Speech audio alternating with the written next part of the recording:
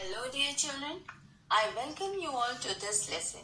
Today I am going to discuss on the topic Where the Mind is Without Fear, which is taken from Rabindranath Tagore's Nobel Prize winning collection Gitanjali. In this lesson, I will discuss the word meanings, each line explanation, literary devices, theme and moral of the poem. First of all, let us discuss the title. Where the Mind is Without Fear is the title of the English translation of the poem, which was originally written in Bengali by Rabindranath Tagore. Its original title was Chitto Jetha Boyo Shinyo in Bengali. It was published in English in the year 1910. It means the poet imagines that his countrymen should not live in fear on his mind all the times, but should hold their hands fearlessly and have confidence in themselves. Now let us discuss about the great Nobel laureate Rabindranath Tagore. He was born on 6th May 1861. He was a poet, a dramatist, a novelist, a short story writer, a philosopher and a nation builder. He wrote in Bengali but rendered a large number of his own work into English. He founded a school at Shanti Niketan in West Bengal in 1921, which expanded into an international university known as Vishwa Bharati. The new form of music created by him is called Rabindra Sangeet. He is the author of the Indian national anthem Jana Gana Mana. He died in Kolkata on 7th August 1941. He was the first Indian to receive the Nobel Prize for English. Now let me tell you something about the poem. Where the Mind is Without Fear is a thought-provoking poem by the Nobel laureate Rabindranath Tagore, an Indian writer. This poem was written in the first decade of the 20th century, when India was ruled by the Britishers. In this poem, the poet reveals the miserable state of the people of the country due to the rule of the Britishers, and it is also a prayer to the God to create the heaven where the poet wants his countrymen to acquire freedom at all levels, that is, religious, spiritual, moral, and intellectual. He urges God throughout the poem with his mysterious concept of freedom from the struggle for awakening to his countrymen. When Tagore composed this poem, his mind was confined by the chains of slavery, like any other common citizen of India, because India was under the clutches of British rule, where freedom was like a daydreaming. This poem is written in the form of a prayer to God, the true bearer of the freedom. Now, let us discuss the first stanza. In the first stanza, the poet says, where the mind is without fear and the head is held high, where knowledge is free. Now, first of all, let us discuss the word meaning. The word held means self-respect. The word fear means without any restriction. Now, the explanation.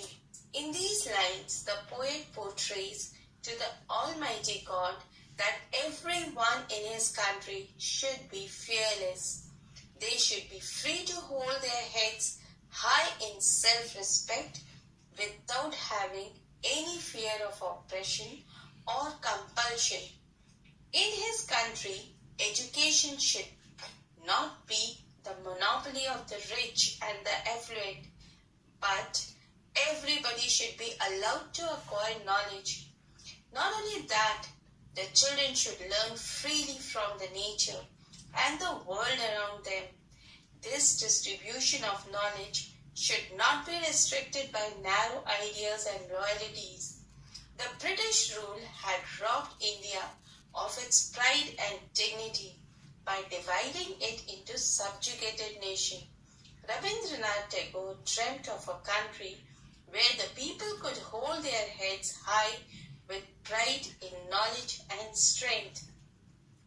Now the literary device used in this stanza is alliteration. Alliteration means repetition of the consonants in the words in a line or a verse, and the line is head is held high. Now let us move towards the second stanza, where the world has not been broken up into fragments by narrow domestic walls, where words come out from the depth of truth. Now the word meaning. The word fragment means pieces. Domestic walls refer to the narrow local division created by the prejudice like caste, creed, color, region and religion. Depth of truth means honesty. Now we move towards explanation.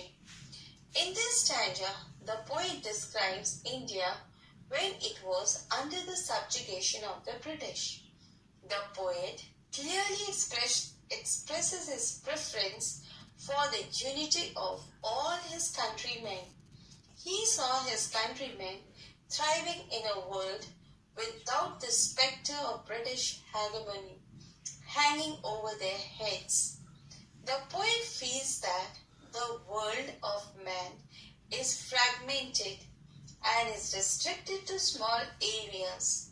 The mind of countrymen should not be engulfed in prejudices based on religion, class, color, creed, caste, region, and narrow superstitions, but should be enriched by the thoughts and actions which are worthy and beneficial to the nation. Now children, the meaning of the line where the words come out from the depth of truth means to say that every word should come out from the depth of the heart and should be spoken courageously without the fear of anyone in the open for the world to hear. The poet wanted all his countrymen to be truthful. Now the literary device used in this particular poem is number 1, alliteration.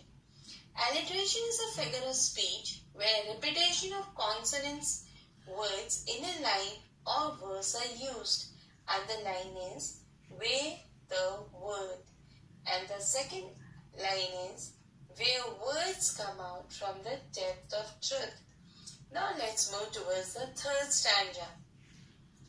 Where tireless striving stretches its arm towards perfection, where the clear stream of reason has not lost its way, into the dreary desert, sand of dead habit.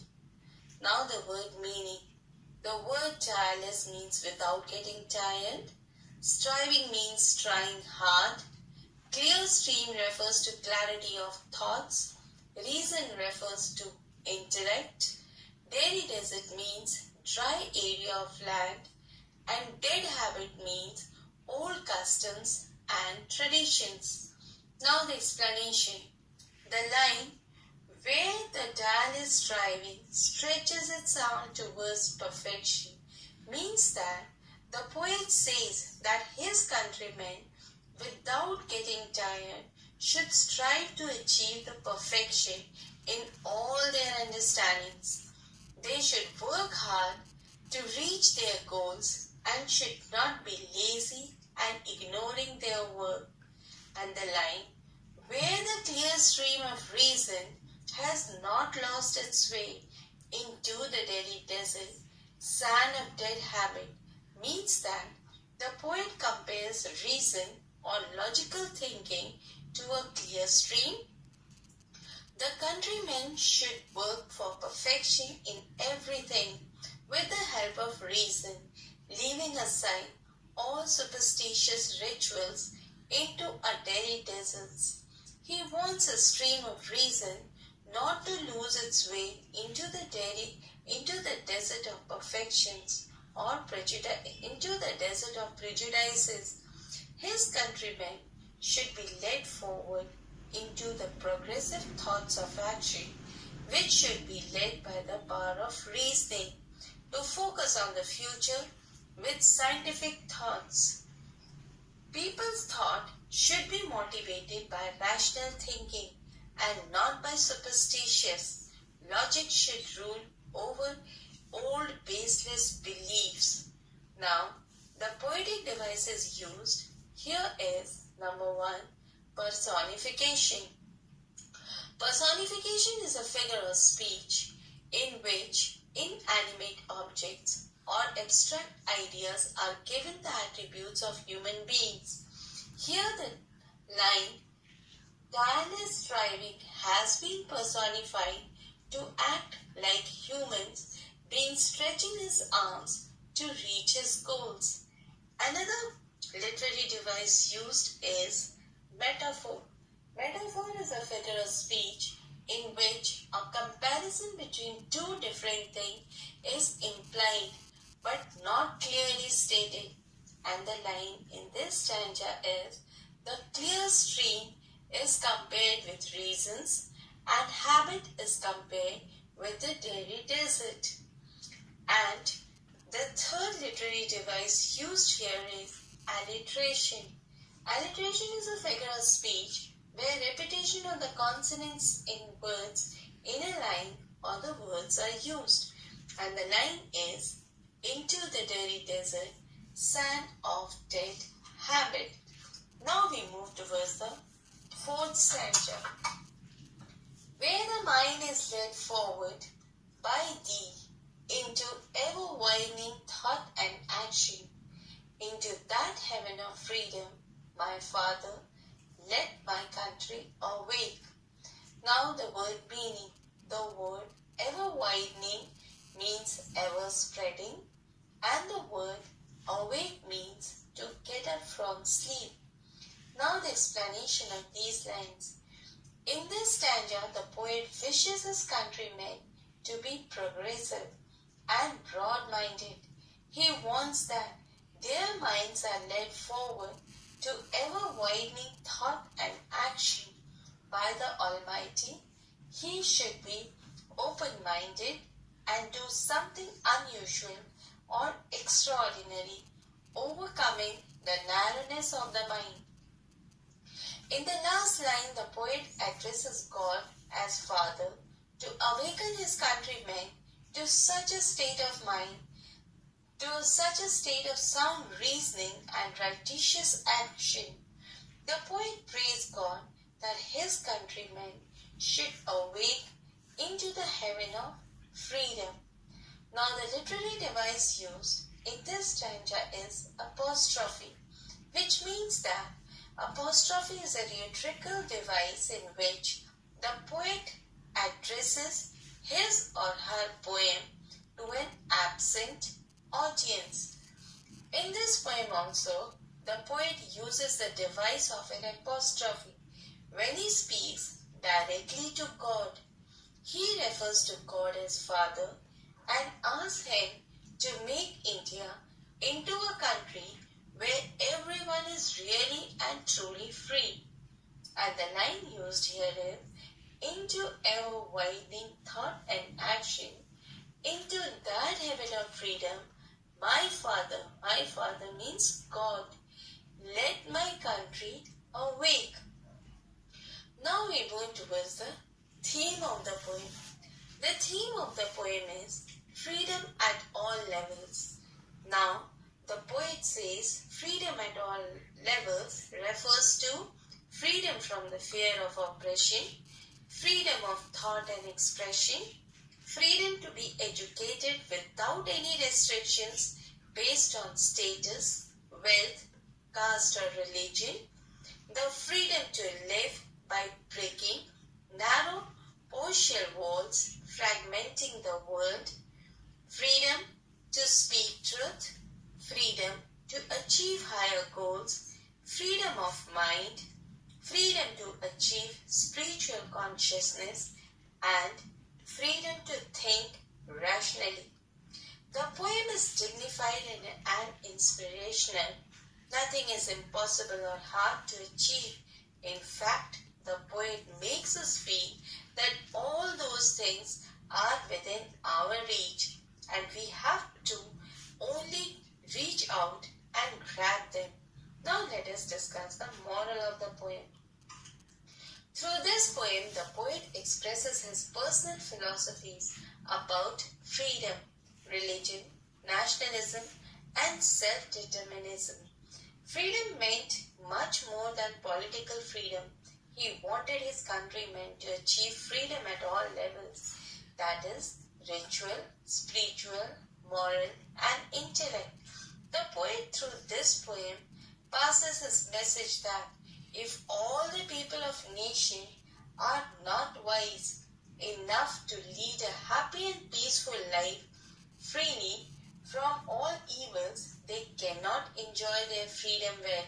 So it is important to be fearless, self-dignified, knowledgeable, truthful, hardworking, and broad-minded enough to enjoy it fully.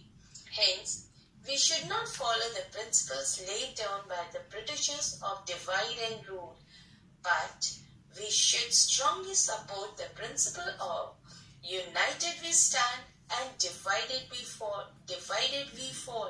Hence, unity is strength. With this note, I end this lesson. Hope you have liked the poem and understood it thoroughly. Thank you.